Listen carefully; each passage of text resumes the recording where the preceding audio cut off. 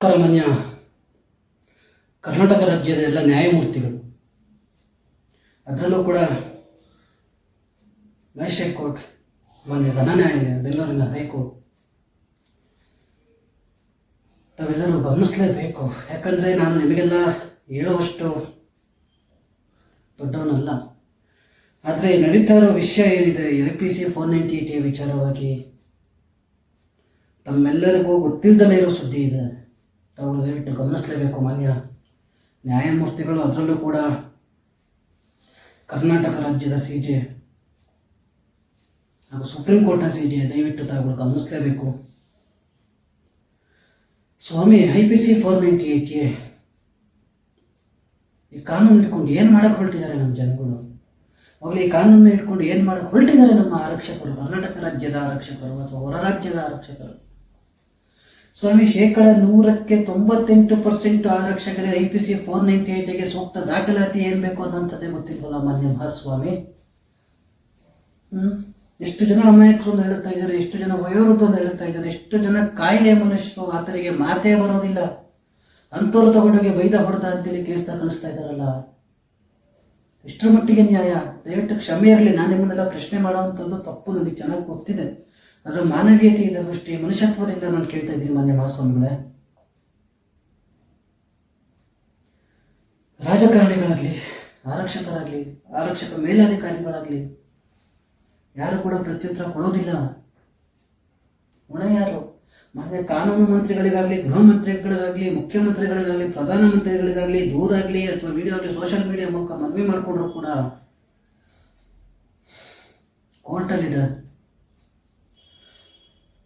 ಮಾನ್ಯ ಮಹಾಸ್ವಾಮಿಗಳೇ, ಕೋರ್ಟಲ್ಲಿ ಇರುತ್ತೆ ಹೌದು, ಆದರೆ ಕೋರ್ಟಲ್ಲಿ ಇರೋದಕ್ಕೆ ಸರಿಯಾದ ರೀತಿಯಲ್ಲೇ ಕೆಲಸ ಮಾಡಿ, ಸರಿಯಾದ ರೀತಿಯಲ್ಲಿ FIR, ಸರಿಯಾದ ರೀತಿಯಲ್ಲಿ ದೋಷಾರೋಪ ಪಟ್ಟಿ ತನಿಖೆ ವಿಚಾರಣೆ ಮಾಡಿ ಮಾನ್ಯ ನ್ಯಾಯಾಲಯಕ್ಕೆ ಕಳಿಸ್ಬೇಕಾ? ಅಥವಾ ಅನಪ್ರಜ್ಞಾವಸ್ಥೆಯಲ್ಲಿ ಕೋರ್ಟ್ ಇದೆ, ಅವರಿಗೂ ಅನುಭವಿಸ್ತಾರೆ ಬಿಡು, ನಮಗೆ ಯಾಕೆ ಅನ್ನೋ ರೀತಿಯಲ್ಲಿ ಸುಳ್ಳು ದೋಷಾರೋಪ ಪಟ್ಟಿ ಮಾಡಿ ನ್ಯಾಯಾಲಯಕ್ಕೆ ಕಳಿಸಿರುವಂತಹ ನಿದರ್ಶನಗಳು ನಿಮ್ಮ ಕಣ್ಣೆದುರಿಗೆ ತುಂಬಾನೇ ಇದಾವಲ್ವಾ? ಹಲವು ಬಾರಿ ನಾನು ನೋಡ್ತಾನೆ ಇರ್ತೀನಿ, ನಿರ್ದೇಶನ ಕೊಡ್ತಾ ಇರ್ತೀರ, ಸರಿಯಾದ ರೀತಿಯಲ್ಲಿ ಕೆಲಸ ಮಾಡಿ, ಸರಿಯಾದ ರೀತಿಯಲ್ಲಿ ವಿಚಾರಣೆ ತನಿಖೆ ಮಾಡಿ ನಾನೇ ನ್ಯಾಯಾಲಯಕ್ಕೆ ಕಳಿಸಿ ಅಂತ ಹೇಳಿ. ಆ ಕೆಲಸ ಮಾಡಿದ್ದಾರೆ ಇವರು. ಎಷ್ಟರ ಮಟ್ಟಿಗೆ ಮಾಡ್ತಾ ಇದ್ದಾರೆ ನಮ್ಮ ಆರಕ್ಷಕರು? ಸ್ವಾಮಿ, ನನ್ನ ವಿಚಾರನೇ ಹೇಳ್ತಾ ಇದ್ದೀನಿ ತಮಗೆ, ದಯವಿಟ್ಟು ಕ್ಷಮೆ ಇರಲಿ ನನ್ನಿಂದ ಏನಾದರೂ ತಪ್ಪಾಗಿದ್ರೆ. ಬೆಂಗಳೂರು ನಗರದ ಅಂಪುರೇಶ್ವರ ನಗರ ಪೊಲೀಸ್ ಸ್ಟೇಷನಲ್ಲಿ 12/9/2022 ಒಂದು NCR ದಾಖಲಾಗುತ್ತೆ. ಆ NCRಗೆ ತಕ್ಕಂತೆ ಯಾವುದೇ ವಿಚಾರಣೆ ತನಿಖೆ ಕೂಡ ನಡೆಯೋದಿಲ್ಲ. ನಾವು ಹೋಗೋಕ್ಕಿಂತ ಮುಂಚೆನೇ NCR ದಾಖಲಾಗಿರುತ್ತೆ. 271/22 ಬೆಂಗಳೂರು ನಗರದ ಅಂಪುರೇಶ್ವರ ನಗರ ಪೊಲೀಸ್ ಠಾಣೆ.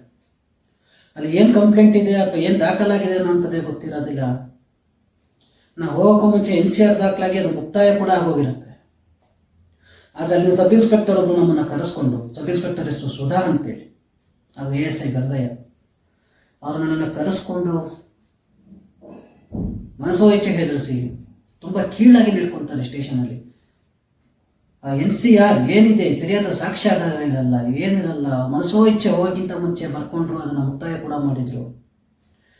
ಅಲ್ಲಿ ಸ್ಟೇಷನಲ್ಲಿ ಮಾತಾಡೋ ರೀತಿ ಹೇಗಿದೆ, ಬನ್ನ ದುಗ್ರು ಹಾಕ್ರು ಮೂಲೆಗೆ ಕೂತ್ಕೊಳ್ರು. ಪೊಲೀಸ್ ಸ್ಟೇಷನ್ಗಳಲ್ಲಿ ಹೇಳ್ತಾರೆ, ಸತ್ಯನ ಸುಳ್ಳು ವಿಚಾರಣೆ ಮಾಡೋದು ಎರಡನೇ ಮಾತಾಗಿದ್ರು ಕೂಡ ಸ್ಟೇಷನ್ಗೆ ಹೋದ ತಕ್ಷಣ ಅವರೆಲ್ಲ ಕಳ್ರೇನ ಟೀ ಮಾಡ್ಬೇಕಂತೆ ಸ್ಟೇಷನಲ್ಲಿ. 1-2-3 ಜನ ಇದಾರಲ್ಲಿ. ಅಲ್ಲಿ ಹೋಗ್ತೀವಿ ಅಂದರೆ ಯಾವ್ದು ನರ್ಕಕ್ಕೆ ಹೋದ್ವಿ ಅಂತ ಭಾಸ ಆಗುತ್ತೆ. ಅವ್ರು ಮಾತಾಡೋ ರೀತಿಗಳು, ಅವ್ರು ನಡ್ಕೊಳ್ಳೋ ವರ್ತನೆಗಳು. ಎಷ್ಟು ಸತಿ ಬರ್ತೀರಾ ಪೊಲೀಸ್ ಸ್ಟೇಷನ್ಗೆ? ಅವತ್ತು ನಾವೇ ಒಳಗಾಗ್ತಿರ್ತೀವಿ. ಮಾನ್ಯ ನ್ಯಾಯಮೂರ್ತಿಗಳೇ, ಎಲ್ಲರಿಗೂ ನಡೀತಾರೋ ಅನ್ಯಾಯದ ಬಗ್ಗೆ ನಾನು ವಿವರಿಸ್ತಾ ಇದ್ದೀನಿ. ದಯವಿಟ್ಟು ತಾವುಗಳು ಬಿಡುವು ಮಾಡ್ಕೊಂಡು ಇದನ್ನು ನೋಡಲೇಬೇಕು ಅಂಥೇಳಿ ತಮ್ಮಲ್ಲಿ ಕೈ ಮುಗಿದು ಮನವಿ ಮಾಡ್ಕೊಳ್ತಾ ಇದ್ದೀನಿ. ನಾನೊಬ್ಬನ ಪ್ರಶ್ನೆ ಅಲ್ಲ. ಮೊನ್ನೆ ಮಹಾಸ್ವಾಮಿಗಳೇ, NCR ದಾಖಲಾಗುತ್ತೆ, ಮನಸೋ ಇಚ್ಛೆ ಅವ್ರಿಗೆ ಹೇಗೆ ಬೇಕೋ ಹಾಗೆ ಬರೆಸ್ಕೊಳ್ತಾರೆ. IPC 498ಗೆ ಸಂಬಂಧಪಟ್ಟಂಥದ್ದು NCR 271/22. ಆದರೆ 498ಗೂ ಅದಕ್ಕೂ ಯಾವುದೇ ರೀತಿಯ ಸಂಬಂಧ ಕೂಡ ಇರೋದಿಲ್ಲ. ಕರ್ಕೊಂಡು ಹೋಗ್ತಾರೆ, ಮನಸೋ ಇಚ್ಛೆ ಹೇಗೆ ಬೇಕಾಗಿ ಮಾತಾಡ್ತಾರೆ, ಅವಾಚ್ಯ ಶಬ್ದ ಬಳಸ್ತಾರೆ. ವರ್ಕ್ ಮಾಡುವಂಥ ಮೇಲ್ ಕೂಡ ಕರ್ಕೊಂಡು ಹೋಗ್ತಾರೆ, ಕೆಳ ಕರ್ಕೊಂಡು ಬರ್ತಾರೆ, ಹೆದರಿಸ್ತಾರೆ. ಕೊನೆಗೆ ಅವರಿಗೆ ಹೇಗೆ ಬೇಕೋ ಹಾಗೆ ಮನಸೋ ಇಚ್ಛೆ ಬರೆಸ್ಕೊಂಡು ಆ ಸಂಬಂಧಪಟ್ಟ ದೂರುದಾರರಲ್ಲಿ ಅವ್ರಿಗೆ ಸಂಬಂಧಪಟ್ಟ ವಸ್ತುಗಳನ್ನು ಕೊಡಿಸಿ ಬಸವನಗುಡಿ ಮಹಿಳಾ ಪೊಲೀಸ್ ಠಾಣೆಗೆ ಕಂಪ್ಲೇಂಟ್ ಕೊಡುವಂತ ಹೇಳಿ ಅಲ್ಲಿದ್ದ PSI ಸುಧಾ ಅವರು ಹೇಳ್ತಾರೆ. ತದನಂತರದಲ್ಲಿ ಆ ಸುಧಾ PSI ಏನಿದ್ರು, ನನ್ನ ದೂರುದಾರರು ಏನಿದ್ರು, ಅವರ ತಮ್ಮನನ್ನ ಕರೆದು ಅವನು ದುಡ್ಡು ಕೊಡ್ತಾನೆ ಕೇಳಿ ನೋಡು, ದುಡ್ಡು ಕೊಟ್ಟಿಲ್ಲ ಅಂದ್ರೆ ನಾನು FIR ಮಾಡ್ತೇನೆ. NCR ಮಾಡಿ ಮುಕ್ತಾಯ ಆದ್ಮೇಲೆ ಅದನ್ನ FIR ಹೇಗೆ ಸ್ವಾಮಿ ಮಾಡ್ತಾರೆ? ಅನಕ್ಷರಸ್ಥ ಸಬ್ ಇನ್ಸ್ಪೆಕ್ಟ್ರು. ಅಮಾಯಕರ ಜೀವನಕ್ಕೆ ಅಥವಾ ಅಮಾಯಕರ ಮರ್ಯಾದೆಗೆ ಇಷ್ಟೇನಾ ಬೆಲೆ? ಎಲ್ಲಿಂದ ತಗೊಬಂದು ಕೊಡ್ತಾರೆ ಸ್ವಾಮಿ ದುಡ್ಡನ್ನ? ಯಾರು ತಗೊಬಂದು ಕೊಡ್ತಾರೆ ದುಡ್ಡು? ಎಲ್ಲಿಟ್ಟಿರ್ತಾರೆ ದುಡ್ಡು? ಈ ವಿಚಾರವಾಗಿ ಹಣ ಕೂಡ ಕೇಳ್ತಾರೆ, ಹಣಕ್ಕೆ ಬೇಡಿಕೆ ಕೂಡ ಇರ್ತಾರೆ. NCR ದಾಖಲಾದ ನಂತರದಲ್ಲಿ ಪ್ರತಿಯೊಬ್ಬರು ಸಂಬಂಧಿಕರೇನಿರ್ತಾರೆ, ಪ್ರತಿಯೊಬ್ಬರನ್ನ ನಮ್ಮ ಮೊಬೈಲಲ್ಲಿ ಎಷ್ಟು ಕಾಂಟ್ಯಾಕ್ಟ್ ಲಿಸ್ಟ್ ಇರುತ್ತೆ ಅಷ್ಟರಕ್ಕೂ ಕರೆ ಮಾಡಿ ಇಲ್ಲ ಸಲ್ಲದ ಆರೋಪಗಳನ್ನು ಹೊರಿಸ್ತಾರೆ. ಫೋಟೋಗಳನ್ನು ತಗೊಂಡು ಸಿಕ್ಸಿ ಕಡೆ ಬಿಟ್ಟು ಇವನು ಗೊತ್ತಾ ಅಂತ ಹೇಳಿ ತಿಳಿಸ್ತಾರೆ. ರಾಜಕಾರಣಿಗಳಿಂದ ಫೋನ್ ಬರುತ್ತೆ.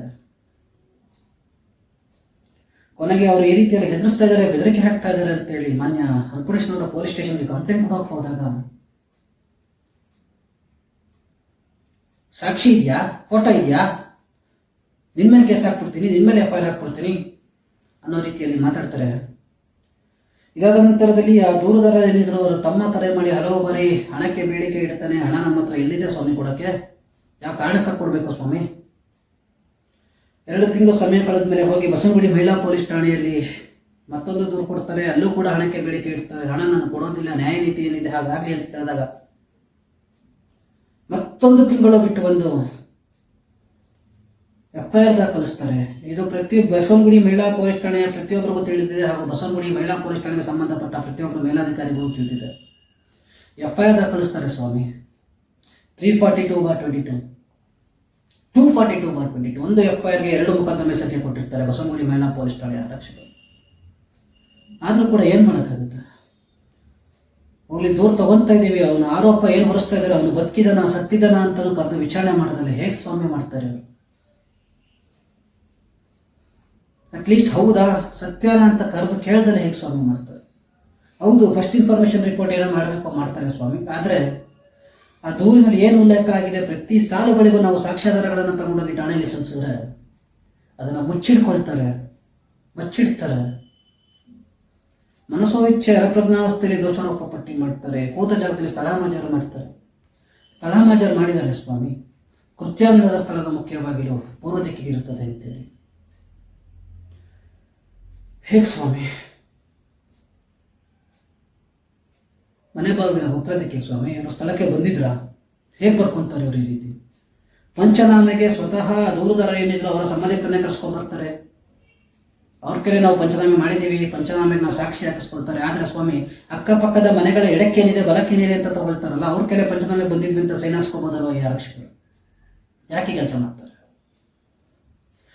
ಕೊನೆಗೆ ಹಲವು ಬಾರಿ ಪೊಲೀಸ್ ಠಾಣೆಗೆ ಹೋಗಿ ವಿಚಾರಣೆ ಮಾಡಿ ತನಿಖೆ ಮಾಡಿ ಬನ್ನಿ ನಾನು ಸಹಕರಿಸ್ತೀನಿ, ಇದು ಅನ್ಯಾಯ ಆಗಿದೆ, ಸುಳ್ಳಾಗಿದೆ, ಸಾಕ್ಷ್ಯಾಧಾರಗಳನ್ನ ಪರಿಶೀಲಿಸಿ ಅಂತ ಕೇಳಿದಾಗ ನಮ್ಮ ಕೆಲಸ ನಮಗೆ ಗೊತ್ತು, ಆಯ್ತು ನಾವು ಪರಿಶೀಲಿಸ್ತೀವಿ ನೋಡ್ತೀವಿ ಅಂತೇಳಿ ತಿಳಿಸ್ತಾರೆ. ಆದ್ರೆ ಯಾವುದೇ ವಿಚಾರಣೆ ತನಿಖೆ ನಡೆಯೋದಿಲ್ಲ.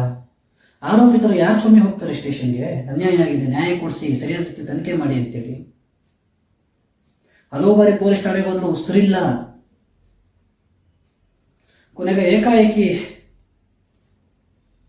ಮಾನ್ಯ ಘನ ನ್ಯಾಯಾಲಯ ಆಂಟಿಸಿಪೇಟರಿ ಮೇಲೆ ಕೊಡಬೇಕಾದ್ರೆ ಪ್ರತಿ ತಿಂಗಳ ಭಾನುವಾರ ಹೋಗಿ ಮೊದಲನೇ ಭಾನುವಾರ ಹೋಗಿ ಪೊಲೀಸ್ ಸ್ಟೇಷನ್ ಸಹಿ ಹಾಕ್ಬೇಕು ಅಂತ ತಿಳಿಸಿರ್ತಾರೆ.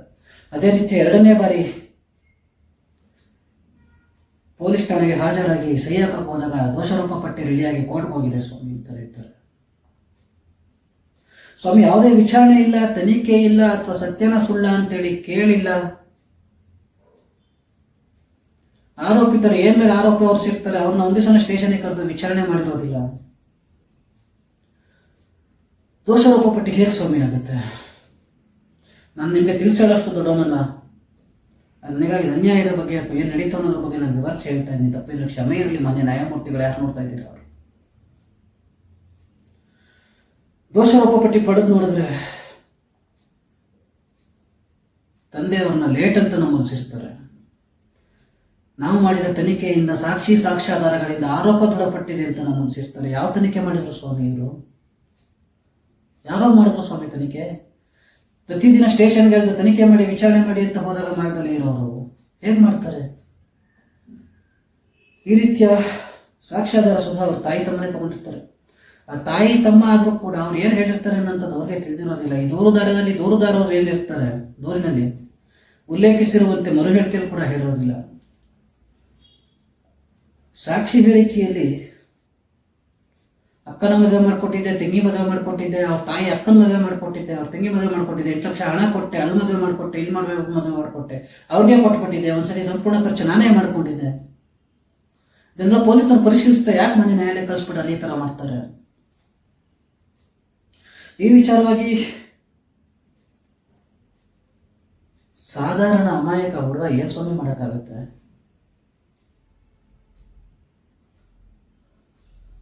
ಮೇಲಾಧಿಕಾರಿಗಳು ಇರ್ತಾರೆ, ಏನೋ ನ್ಯಾಯ ಕೊಡಿಸ್ತಾರೆ ಅಂತ ಹೇಳಿ ಮೇಲಾಧಿಕಾರಿಗಳ ಹತ್ರ ಹೋದ್ರೆ ದಕ್ಷಿಣ ವಿಭಾಗದ ACP ಸಾಹೇಬರು, ಮಾಜಿ ACP ಸಾಹೇಬರು ಶ್ರೀನಿವಾಸ್ ಅಂತ ಹೇಳಿರ್ತಾರೆ. ಅವರು ಕೂಡ ಮನಸ್ಸೋಚ್ಛೆ ಬೇಕಾಗಿ ಮಾತಾಡ್ತಾರೆ. ಗಾಂಧರ್ವ ವಿವಾಹವೋ ರಾಕ್ಷಸ ವಿವಾಹವೋ ಏನೋ ಆಗಿದೆಯಲ್ಲಪ್ಪ ಅನುಭವಿಸೋ ಸ್ವಾಮಿ. ACP ಶ್ರೀನಿವಾಸ್ ಅವ್ರು ಹೇಳಿದ್ ಹೇಗಿತ್ತು ಅಂದ್ರೆ, ದೋಷಾರೋಪ ಪಟ್ಟಿಯಾಗಿ ಮನೆ ನ್ಯಾಯಾಲಯಕ್ಕೆ ಬಂದಿದೆ, CC ನಂಬರ್ ಕೂಡ ಬಂದು ಸುಮಾರು 15 ದಿವಸ ಕಳೆದಿದೆ. ಇವಾಗ ಹೋಗಿ ನೀನು ಹೇಳಿಕೆ ಕೊಡಪ್ಪ, ತಗೊಳ್ತಾರೆ.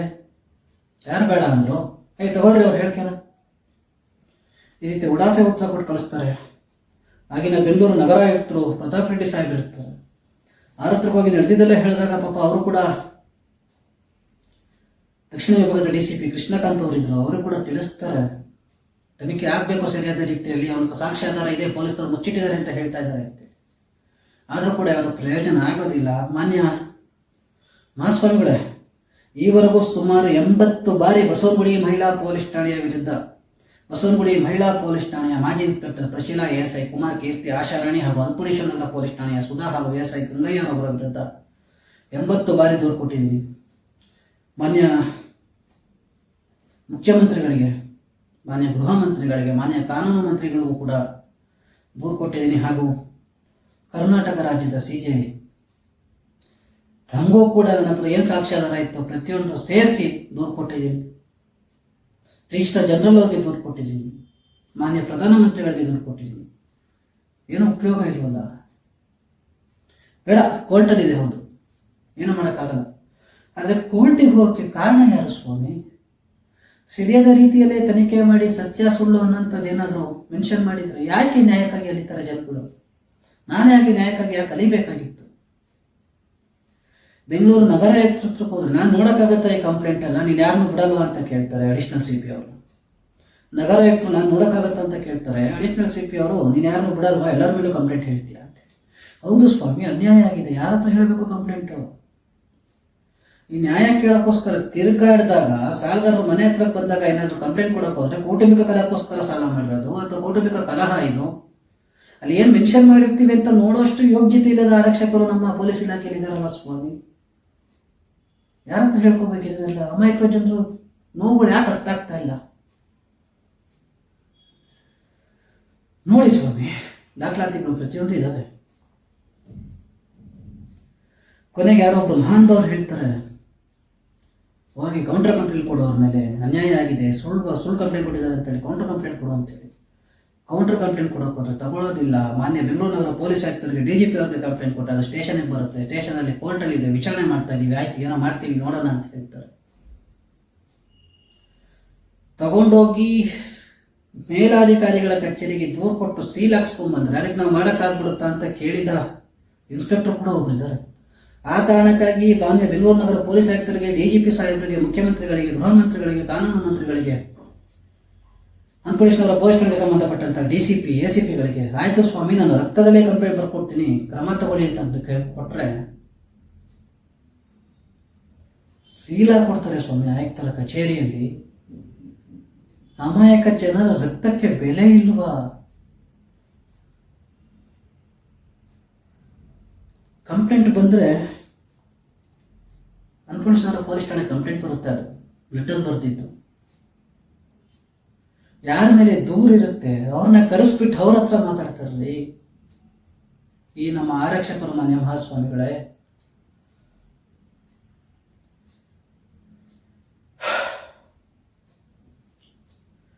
ಮೊನ್ನೆ ಮಹಾಸ್ವಾಮಿಗಳೇ, ನ್ಯಾಯ ಸತ್ತೋಗಿದೆಯಾ? ಅಥವಾ ಅಮಾಯಕ ಬಡ ಜನರಿಗೆ ನ್ಯಾಯ ಇಲ್ವಾ? ಅಥವಾ ಅನ್ಯಾಯ ಕೊಡೋಕ್ಕಾದವರು ಕೋರ್ಟ್ಗೆ ಅಲಿಲೇಬೇಕಾ? ಬೇರೆ ದಾರಿ ಇಲ್ವಾ? ವಯೋವೃದ್ಧ ತಾಯಿ ಇರ್ತಾರೆ, ವಯೋಮಾನ ಕಾಯಿಲೆಗಳು ಇರ್ತವೆ, ಹೇಗೆ ಕರ್ಕೊಬರೋದು ಅವ್ರನ್ನ ಕೋರ್ಟ್ಗೆ? ಹೇಗೆ ಕೈ ಕಟ್ಕೊಂಡು ನಿಲ್ಸೋದು? ತಪ್ಪು ಮಾಡೋದಲ್ಲಿ ಇರೋರು ಕೈ ಕಟ್ಕೊಂಡು ನಿಂತ್ಕೊಳ್ಳೋ ಅಂತ ಅವಶ್ಯಕತೆ ಇದೆಯಾ? ಸರಿಯಾದ ರೀತಿಯಲ್ಲಿ ತನಿಖೆ ಮಾಡಿ ವಿಚಾರಣೆ ಮಾಡಿ ತಪ್ಪು ಮಾಡಿದ್ರೆ ಹೌದು ಒಪ್ಕೊಳ್ಳೋಣ, ಬಂದು ನಿಂತ್ಕೊಂತೀವಿ, ತಪ್ಪು ಮಾಡಿದೀವಿ ಅಂತ ಪ್ರಾಯಶ್ಚಿತ್ತ ಇರುತ್ತೆ, ಬಂದು ನಿಂತ್ಕೊಳ್ಳೇಬೇಕು. ಆದ್ರೆ ಏನು ಮಾಡ್ದಲೇ ಬಂದು ಕೋರ್ಟಲ್ಲಿ ನಿಂತ್ಕೊಳ್ಳೋ ಅಂಥದ್ದು ಎಷ್ಟು ಮಟ್ಟಿಗೆ ಸರಿ? ವಯೋವೃದ್ಧರು ನೊಂದು ಬೆಂದು ಹೋಗಿರ್ತಾರೆ, ಕಷ್ಟಪಟ್ಟು ಮಕ್ಕಳನ್ನ ಸಾಕಿರ್ತಾರೆ, ಒಂದು ಉನ್ನತ ಸ್ಥಾನ ತಗೊಂಡೋಗ್ಬೇಕು ಅಂತ ಇರ್ತಾರೆ. ಅಂತ ಮಕ್ಕಳು ತಗೊಬಂದು ಕೋರ್ಟಲ್ಲಿ ಪಕ್ಕದಲ್ಲಿ ನಿಲ್ಲಿಸ್ಕೊಳ್ಳೋ ಅಂಥದ್ದು ಏನಿದೆ ಸ್ವಾಮಿ? ಸರಿಯಾದ ರೀತಿಯಲ್ಲಿ ತನಿಖೆ ವಿಚಾರಣೆ ಮಾಡಿ ದೋಷಾರೋಪ ಪಟ್ಟಿ ನ್ಯಾಯಾಲಯಕ್ಕೆ ಸಲ್ಲಿಸಬೇಕಾದ ಆರಕ್ಷಕರೇ ಅರಪ್ರಜ್ಞಾವಸ್ಥೆಯಲ್ಲಿ ಇಟ್ಕೊಂಡು ದೋಷಾರೋಪ ಪಟ್ಟಿ ಸಲ್ಲಿಸಿದಾಗ ಯಾರತ್ರ ಹೇಳ್ಕೋಬೇಕು? ಮೇಲಾಧಿಕಾರಿಗಳು ಉಡಾಫೆ ಉತ್ತರ ಕೊಡ್ತಾರೆ, ಯಾರಿಗೆ ಹೇಳಬೇಕು ಸ್ವಾಮಿ? CC 4556/23 ಹೊಸಂಗುಡಿ ಮಹಿಳಾ ಪೊಲೀಸ್ ಠಾಣೆಯಲ್ಲಿ ದಾಖಲಾದಂತಹ ದೋಷಾರೋಪ ಪಟ್ಟಿ ಸಂಬಂಧಪಟ್ಟಂತೆ 342/22 ಹಾಗೂ 242/22 FIR. ಸ್ವಾಮಿ ಏನೋ ಮಾಡಿಬಿಟ್ರು ಸರಿ ಸ್ವಾಮಿ, ಆದರೆ ಅನ್ಯಾಯ ಆಗಿದೆ, ಸುಳ್ಳು ಕಂಪ್ಲೇಂಟ್ ಕೊಟ್ಟಿದ್ದಾರೆ, ತನಿಖೆ ಮಾಡಿ ಅಂತೇಳಿ ನಮ್ಮಲ್ಲಿರೋ ದಾಖಲಾತಿಗಳನ್ನು ಕೊಟ್ಟರೆ ಅದನ್ನು ಮುಚ್ಚಿಡೋ ಅಂಥದ್ದು ಏನಿರುತ್ತೆ ಸ್ವಾಮಿ? ಹೋಗ್ಲಿ, ಆ ದಾಖಲಾತಿನ ಕೊಡಿ, ನಾವು ಮಾನ್ಯ ನ್ಯಾಯಾಲಯಕ್ಕೆ ತೋರಿಸ್ತೀವಿ ಅಂದ್ರೆ ನಮ್ಮಲ್ಲಿ ದಾಖಲಾತಿಗಳಿಲ್ಲ, ಯಾವುದೇ ಕಡತದಲ್ಲಿ ದಾಖಲಾತಿಗಳಿಲ್ಲ ಅಂತ ಹೇಳಿ RTI ಉತ್ತರ ಕೊಡ್ತಾರೆ. ನಾವು ಪಡೆದುಕೊಂಡಿದ್ದೀವಿ, ಹೌದು ನೀವು NCR ಕೊಟ್ಟಿದ್ರಿ ಅಥವಾ ನೀವು ಸಾಕ್ಷ್ಯಾಧಾರ ಕೊಟ್ಟಿದ್ರಿ ಅನ್ನೋ ಆಡಿಯೋ ರೆಕಾರ್ಡ್ ಕೂಡ ಇರುತ್ತೆ, ಕಾಲ್ ರೆಕಾರ್ಡ್. ಅದನ್ನ ಮೇಲಾಧಿಕಾರಿಗಳಿಗೆ ಕಳಿಸಿ, ಸ್ವಾಮಿ ಅನ್ಯಾಯ ಆಗಿದೆ, ನ್ಯಾಯ ಕೊಡಿಸಿ ನೋಡಿ, ದಾಖಲಾತಿಗಳು ಕೂಡ ಕೊಡ್ತಾ ಇಲ್ಲ ಅಂತೇಳಿ ದೂರು ಕೊಟ್ರೆ ಪ್ರತ್ಯುತ್ತರ ಯಾವುದೂ ಇರೋದಿಲ್ಲ. ಏನು ಮಾಡಬೇಕು? ಈವರೆಗೂ ಸುಮಾರು 2 ವರ್ಷದಿಂದ ಈ ಹಿಂದೆ ಹೇಳಿದಂತೆ ಹಲವು ಬಾರಿ ಕಂಪ್ಲೇಂಟ್ ಕೊಟ್ಟಿದ್ದೀನಿ ನಾನು.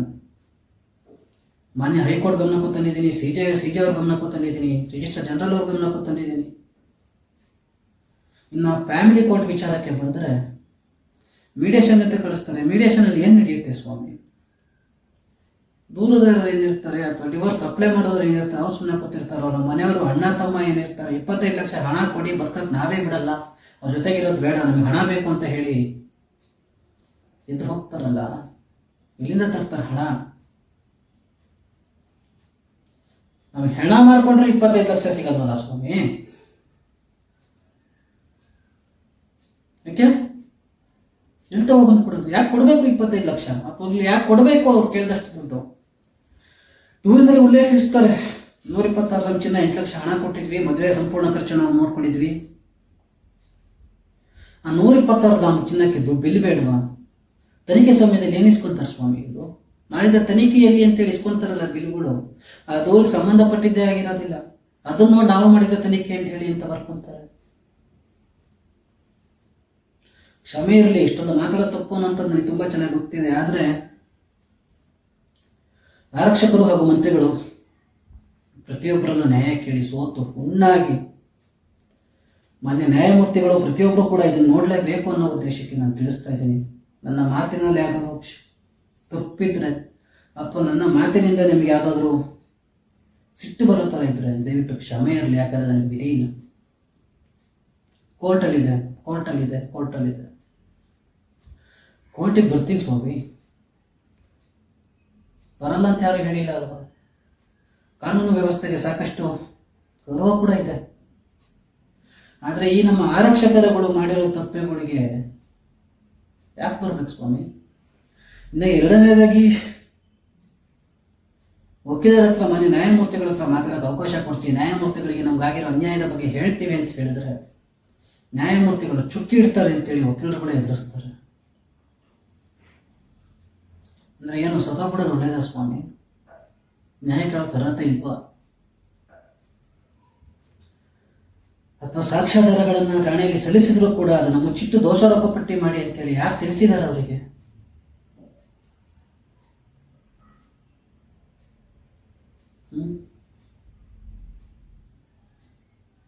ಎಲ್ಲಿ ಸಿಗ್ತಾ ಇದೆ ಸ್ವಾಮಿ ನ್ಯಾಯ? ಯಾರಿಗೆ ಸಿಗ್ತಾ ಇದೆ ಸ್ವಾಮಿ ನ್ಯಾಯ? ನಡೀತಾರ ಅನ್ಯಾಯಕ್ಕೆ ಹೊಣೆ ಯಾರು ಸ್ವಾಮಿ?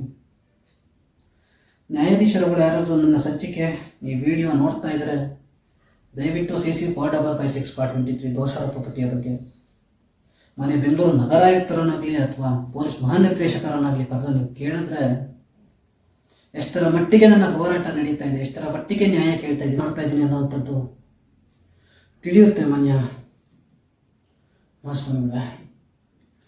ಸ್ವಾಮಿ RTIಯಲ್ಲಿ ಅಪ್ಲಿಕೇಶನ್ ಹಾಕಿ ಸುಮಾರು 2 ವರ್ಷದಿಂದ ಕೇಳಿದ ಪ್ರಶ್ನೆಗಳಿಗೆ ಅವರು ಕೊಟ್ಟಿರೋಂಥ ಉತ್ತರಗಳು ಏನಿದ್ದಾವೆ, CC-4556 ಪಾರ್ಟ್ 23ಗೆ ಸಂಬಂಧಪಟ್ಟಂತೆ ಯಾವುದೇ ದಾಖಲಾತಿಗಳಿಲ್ಲ. ಕೊಡಿ ಎಲ್ಲಿದೆ, ಯಾವ ಆಧಾರದ ಮೇಲೆ ದೋಷಾರೋಪ ಪಟ್ಟಿ ಸಲ್ಲಿಸಿದಿರ ಅಂದರೆ ನಾವು ಸರಿಯಾದ ರೀತಿಯಲ್ಲಿ ತನಿಖೆ ಮಾಡಿ ಸಾಕ್ಷಾಧಾರಗಳಿಂದ ದೋಷಾರೋಪ ಪಟ್ಟಿ ಸಲ್ಲಿಸಿದ್ದೀವಿ ಅಂತ ಹೇಳ್ತಾರೆ. ಸಾಕ್ಷಾಧಾರ ಎಲ್ಲಿದೆ ಸ್ವಾಮಿ? ಅದು ಸತ್ಯನ ಸುಳ್ಳ ಅಂತೇಳಿ ನೋಡಿದಲ್ಲಿ ಅವ್ರು ಕೊಟ್ಟಿದ್ನ ಇಸ್ಕೊಂಡು ಇವ್ರು ಮಾಡಿ ನಾವು ಮಾಡಿದ ತನಿಖೆ ಅಂತ ಹೇಗೆ ಬರ್ತು ಕಳಿಸ್ತಾರೆ? ತಾವು ದಯವಿಟ್ಟು ಇದಕ್ಕೊಂದು ಇತಿ ಹಾಡಬೇಕು. IPC 498 ಬಳಸ್ಕೊಂಡು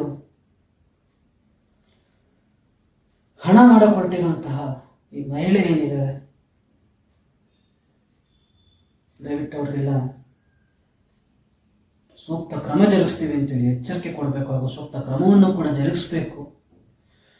ತಾವುಗಳು ದಯವಿಟ್ಟು ನ್ಯಾಯಾಲಯದಲ್ಲಿದೆ, ಆದರೆ ನ್ಯಾಯಾಲಯದಲ್ಲಿ 100%ಕ್ಕೆ 1% ಸತ್ಯ ಇದ್ರೂ ಕೂಡ ನ್ಯಾಯಾಲಯದಲ್ಲಿದ್ರೆ ಅದಕ್ಕೊಂದು ನ್ಯಾಯ ಸಿಗುತ್ತೆ ಸ್ವಾಮಿ. 100ಕ್ಕೆ -1% ಅದರಲ್ಲಿ ಸತ್ಯಾಂಶ ಇಲ್ಲ ಅಂದ್ರೆ ನ್ಯಾಯಾಲಯಕ್ಕೆ ಅಲ್ಲಿ ಅದರಲ್ಲಿ ಅರ್ಥ ಏನಿದೆ? ವಯೋವೃದ್ಧರ ಪಾಡೇನು ಸ್ವಾಮಿ?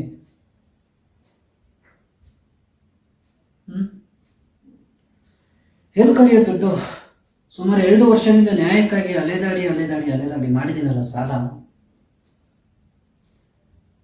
ಸುಮಾರು 40,000ಕ್ಕೆ 2 ಲಕ್ಷಕ್ಕೆ ಚೆಕ್ ಬೌನ್ಸ್ ಕೇಸ್ ಹಾಕೊಂತಾರೆ. ಚೆಕ್ ಬೌನ್ಸ್ ಕೇಸ್ ಹಾಕೊಳ್ಳೋಕ್ಕೆ ಕಾರಣ ಹೆಂಡತಿ ಮನೆಯವರೇ ಆಗಿರ್ತಾರೆ, ಅವ್ರಿಗೆ ಯಾರು ಸಂಬಂಧನೇ ಇರಲ್ಲ. ನನ್ನ ಅಕ್ಕಪಕ್ಕದ ಮನೆಯವ್ರನ್ನ ಬಂದು ವಿಚಾರಿಸುವಂಥದ್ದು, ಅವ್ರ ಹತ್ರ ಏನು ಕತೆ ಅವ್ರದ್ದು ಅಂತ ತಿಳ್ಕೊಳ್ಳುವಂಥದ್ದು, ಯಾರು ಸಾಲ ಕೊಟ್ಟಿರ್ತಾರೆ ಅವ್ರ ಮನೆಗೆ ಅವ್ರ ಅಡ್ರೆಸ್ ಕೊಟ್ಟು ನಮಗೂ ನೋಟಿಸ್ ಕಳಿಸಿ ನಾವು ಇನ್ನೊಂದು ಕಂಪ್ಲೇಂಟ್ ಕೊಟ್ಟು ಹೆದರಿಸ್ತೀವಿ ಅಂತ ಹೇಳುವಂಥದ್ದು. ಯಾಕೆ ಮಾಡ್ತಾರೆ ಹೆಣ್ಣಿನ ಮನೆಯವರಿಗೆ ಕೆಲಸನ? ಯಾಕೆ ಮಾಡ್ತಾರೆ ಈ ಕೆಲಸನ?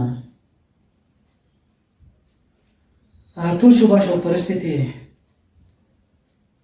ಅಥವಾ ಅತುಲ್ ಸುಭಾಷ್ ಅವ್ರ ಥರ ಸಾವು ಇನ್ನು ಎಷ್ಟು ಚೆನ್ನಾಗಿ ಬರಬೇಕು ಸ್ವಾಮಿ? ಯಾಕೆ ನಮ್ಮ ಕಾನೂನು ವ್ಯವಸ್ಥೆ, ನ್ಯಾಯಾಂಗ ವ್ಯವಸ್ಥೆ ಕಣ್ಮುಚ್ಚಿ ಕೂತಿದೆ? IPC 498 ಮಹಿಳೆಯರಿಗೆ ಅನುಕೂಲ ಆಗೋದಕ್ಕಿಂತ ಗಂಡಸರಿಗೆ ಅನಾನುಕೂಲ ಆಗ್ತಾ ಇದೆ ಅಂತ ಹೇಳಿ ಈವರೆಗೂ ನಿಮ್ಮಗಳ ಗಮನಕ್ಕೆ ಬಂದಿಲ್ವಾ? ಯಾಕೆ ಯಾರು ನ್ಯಾಯಾಧೀಶರು ಸೂಕ್ತ ನಿರ್ದೇಶನ ಕೊಡ್ತಾ ಇಲ್ಲ? ಹೌದು, ನಿರ್ದೇಶನ ಕೊಡಿ ಸ್ವಾಮಿಗಳೇ. ಹೌದು, ಅಪರಾಧ ಸುಳ್ಳು ಅಂತಾದ್ರೆ ಜೀವಾವಧಿ ಶಿಕ್ಷೆ ಅನುಭವಿಸ್ಬೇಕಾಗತ್ತೆ ಅಥವಾ ಇಂತಿಷ್ಟು ದಂಡ ಅಂತ ಕಟ್ಟಬೇಕಾಗತ್ತೆ ಅಂತ ಹೇಳಿ ಯಾಕೆ ಯಾರು ನಿರ್ದೇಶನ ಕೊಡ್ತಾ ಇಲ್ಲ? ನನಗೆ ಏನು ಹೇಳಬೇಕೋ ಗೊತ್ತಿಲ್ಲ. ಆದರೆ ನನ್ನ ಮನಸ್ಸಿನ ಮಾತು, ನನ್ನ ಮನಸ್ಸಿನ ನೋವಿನ ಮಾತನ್ನ ಮನೆ ಕರ್ನಾಟಕ ರಾಜ್ಯದ ನ್ಯಾಯಮೂರ್ತಿಗಳಾದ ತಮ್ಮಗಳಲ್ಲಿ ಹಂಚಿಕೊಂಡಿದ್ದೀನಿ, ತಿಳಿಸಿದ್ದೀನಿ. ಆದಷ್ಟು ಸುಳ್ಳು ದೂರು ದಾಖಲಾಗ್ತಿರೋದು ಮಹಿಳೆಯರಿಂದಲೇ ಅನ್ನೋದಕ್ಕಿಂತ ಹೆಚ್ಚಾಗಿ ನಮ್ಮ ಆರಕ್ಷಕರಿಂದ ಸರಿಯಾದ ರೀತಿಯಲ್ಲಿ ತನಿಖೆ ವಿಚಾರಣೆ ಮಾಡದಲ್ಲಿ ಸುಳ್ಳು ದೋಷಾರೋಪ ಪಟ್ಟಿ ಸಲ್ಲಿಸಿ ನ್ಯಾಯಾಲಯಕ್ಕೆ ಸುಳ್ಳು ಹೇಳ್ತಾ ಇದ್ದಾರೆ. ಈ ಬಗ್ಗೆ ಹಿರಿಯ ಅಧಿಕಾರಿಗಳು ದೂರು ಕೊಟ್ರೆ ಮಾಡ್ಲಿ ಬಿಡು, ಕೊಟ್ಕೊಳ್ಳಿ ಬಿಡು, ಏನಾಗುತ್ತೆ ನೋಡ್ಕೊಳ್ಳೋಣ ಕೋರ್ಟಲ್ಲಿ, ನೋಡ್ಕೊ ಹೋಗು ಅಂತಾರೆ ಹಿರಿಯ ಅಧಿಕಾರಿಗಳು. ಬಸವನಗುಡಿಗೆ ಸಂಬಂಧಪಟ್ಟಂತ ಹಿರಿಯ ಅಧಿಕಾರಿಗಳು ಪ್ರತಿಯೊಬ್ಬರು ಇದನ್ನ ಹೇಳಿದ್ದಾರೆ. ಬೆಂಗಳೂರು ನಗರಾಯುಕ್ತರು ಕೂಡ ಹೇಳಿದ್ದಾರೆ, ಅಡಿಷನಲ್ CP ಅವರು ಕೂಡ ಹೇಳಿದ್ದಾರೆ. ಇನ್ನು ಎಲ್ಲೂ ನ್ಯಾಯ ಸಿಗ್ತಾ ಇಲ್ಲ, ಇನ್ನೇನು ಮಾಡಬೇಕು ಅಂತೇಳಿ ರಾಜ್ಯ ಪೊಲೀಸ್ ಪ್ರಾಧಿಕಾರಿಗಳಿಗೆ ದೂರು ಕೊಟ್ಟರೆ 1 ವರ್ಷ ಆದರೂ ಅದೇನು ಅಂತಲೂ ಗೊತ್ತಾಗೋದಿಲ್ಲ, ಅದೇನಾಯ್ತು ಅಂತಲೂ ಗೊತ್ತಾಗೋದಿಲ್ಲ. ಇನ್ನು ಪೊಲೀಸ್ ಮಹಾನಿರ್ದೇಶಕರನ್ನ ನೋಡಬೇಕು ಅಂತ ಹೋದ್ರೆ, ಅವ್ರಿಗೆ ನಮಗಾಗಿರೋ ಅನ್ಯಾಯ ತಿಳಿಸ್ಬೇಕು ಅಂತ ಹೋದ್ರೆ, ಈವರೆಗೂ ಸುಮಾರು 10 ರಿಂದ 11 ಬಾರಿ ಮಾನ್ಯ ಬೆಂಗಳೂರು ನಗರ ಪೊಲೀಸ್ ಆಯುಕ್ತರು ಭೇಟಿ ಮಾಡಿದ್ದೀನಿ, ಹಾಗೂ ಪೊಲೀಸ್ ಮಹಾನಿರ್ದೇಶಕರನ್ನ ಭೇಟಿ ಆಗಬೇಕು ಅಂತೇಳಿ 20 ಬಾರಿ ಹೋಗಿದ್ದೀನಿ. ಅದು ಇವಾಗ ಅವ್ರನ್ನ ಭೇಟಿ ಮಾಡೋಕ್ಕೆ ಬಿಟ್ಟಿಲ್ಲ. ಅಲ್ಲಿನ DGP ಸಾಹೇಬರ ಕಚೇರಿ ದ್ವಾರಪಾಲಕರು ಅವ್ರನ್ನ ನೋಡೋಕ್ಕಾಗಲ್ಲ, ಬಿಡೋಕ್ಕಾಗಲ್ಲ. ಸ್ವಾಮಿ ಅವ್ರನ್ನ ಯಾರು ಸ್ವಾಮಿ ನೋಡಬೇಕು? ಇಲ್ಲಿವರೆಗೂ ನಾನು ಏನು ಹೇಳಿದೆ ಪ್ರತಿಯೊಂದಕ್ಕೂ ಸಾಕ್ಷ್ಯಾಧಾರಗಳು ನನ್ನಲ್ಲಿ ಯಥೇಚ್ಛವಾಗಿ ಲಭ್ಯವಿದೆ ಸ್ವಾಮಿ. ಯಾರು ನೋಡ್ತಿದ್ರೆ ನ್ಯಾಯಾಧೀಶರು ದಯವಿಟ್ಟು ನಿಮ್ಮ ಮುಂದೆ ಏನು ಮಾಡಬೇಕು ಅಂತ ಗೊತ್ತಿಲ್ಲ. ನ್ಯಾಯಾಂಗ ವ್ಯವಸ್ಥೆಯಲ್ಲಿ ಏನು ಕಾನೂನಿದೆ ಆ ರೀತಿಯಂತೆ ಆರಕ್ಷಕರನ್ನು ಕರೆಸಿ CC 4556/22 ದೋಷಾರೋಪ ಪಟ್ಟಿ ಮಾಡಿದ ತನಿಖಾಧಿಕಾರಿ ವಿಚಾರಣಾಧಿಕಾರಿ ಹಾಗೂ ನನ್ನ ಸಂಪೂರ್ಣ ಸಾಕ್ಷ್ಯಾಧಾರಗಳೇನಿತ್ತು CC 4556/23ಗೆ ಸಂಬಂಧಪಟ್ಟಂತೆ ಅದು ಸುಳ್ಳು ಅಂತ ಹೇಳೋದಕ್ಕೆ ಅದನ್ನು ಮುಚ್ಚಿಟ್ಟಂತಹ ಕೀರ್ತಿ ಆಶಾರಾಣಿ ಹಾಗೂ ಅನ್ಪುಣೇಶ್ವರ ಪೊಲೀಸ್ ಠಾಣೆಯ PSI ಸುಧಾ ಹಾಗೂ SI ಗಂಗಯ್ಯ ಅವರನ್ನ ತನಿಖೆಗೆ ಒಳಪಡಿಸಿ ಸತ್ಯಾಂಶನ ನನಗೆ ಅನ್ನೋದಕ್ಕಿಂತನೂ ನಮ್ಮಗಳ ಕುಟುಂಬ ಸದಸ್ಯರಿಗೆ ಕರೆ ಮಾಡಿ ಮರ್ಯಾದೆ ತೆಗೆದ್ರು. ಅವ್ರುಗಳಿಗೆ ತಿಳಿಸ್ಲೇಬೇಕಾದ ಅವಶ್ಯಕತೆ ಇದೆ. ನನ್ನ ತಾಯಿಗೆ ನ್ಯಾಯ ಕೊಡಿಸ್ಲೇಬೇಕಾದ ಅವಶ್ಯಕತೆ ನನಗಿದೆ. ನಿಮ್ಮಿಂದ ನ್ಯಾಯ ಸಿಗುತ್ತೆ ಅನ್ನೋ ನಿರೀಕ್ಷೆಯಲ್ಲಿ ನಾವಿದ್ದೀವಿ. ಹಾಗೂ IPC 498ಗೆ ಸುಳ್ಳು ಪ್ರಕರಣಗಳಿಂದ ನೊಂದಂತಹ ಅಮಾಯಕ ಕುಟುಂಬಗಳಿದ್ದಾವೆ ಅಂತ ಹೇಳಿ ತಿಳಿಸ್ತಾ, ನನ್ನ ಮಾತಿನಲ್ಲಿ ತಪ್ಪಿದ್ರೆ ಮತ್ತೊಮ್ಮೆ ಕೇಳ್ತಾ ಇದ್ದೀನಿ, ಕ್ಷಮೆ ಇರಲಿ. ನಾನು ತಮ್ಮೆಲ್ಲರಿಗೂ ತಿಳಿಸ್ಲೇಬೇಕಾದ ಅವಶ್ಯಕತೆ ನನಗಿತ್ತು, ಆ ಕಾರಣಕ್ಕಾಗಿ ತಿಳಿಸ್ತಾ ಇದ್ದೀನಿ. ನಮಸ್ಕಾರ ಸ್ವಾಮಿ.